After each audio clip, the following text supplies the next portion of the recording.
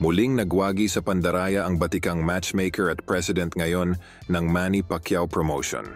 Dahil sa dalawang tune-up fights, lamang na ibinigay nito sa kanyang bagong alagang si Carl James Martin. At nagawan nito agad ng paraan upang mailagay ang nasabing bagitong fighter sa number 2 rankings ng WBO Super Bantamweight Division.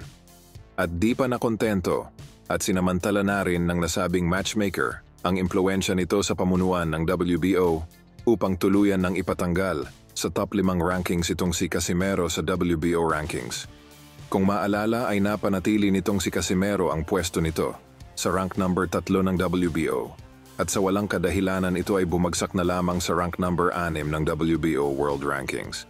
Ang lahat ng ito ay dahil sa maruming kalakaran at pamumulitika ng nasabing matchmaker na kung saan ang kanilang mga alaga lamang ang inaakyat nito sa nasabing rankings dahil sa mga connection sa mga sanctioning bodies upang makakuha agad ng malakihang laban na kanilang pinagkukunan ng malakihang porsyento or kita.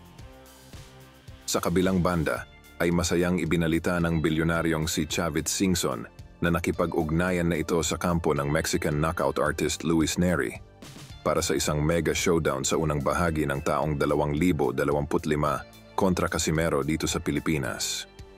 Ganun pa man, ay under negotiation pa rin ang nasabing pag-uusap at sa mga susunod na linggo pa malalaman kung matutuloy na nga ba ang nasabing matchup ng dalawa. Kaya mistulang itong si Chavit Singson na lamang ang nag-iisang pag-asa nitong si Cuadro Alas upang magkaroon pa muli ito ng pagkakataong maging kampyon sa nasabing division. At mula sa ating nakuhang impormasyon ay ginagawa ng paraan nitong si Chavit na makuha agad ang nasabing bigating laban para dito kay Casimero kontra sa Mexican knockout artist Luis Nery.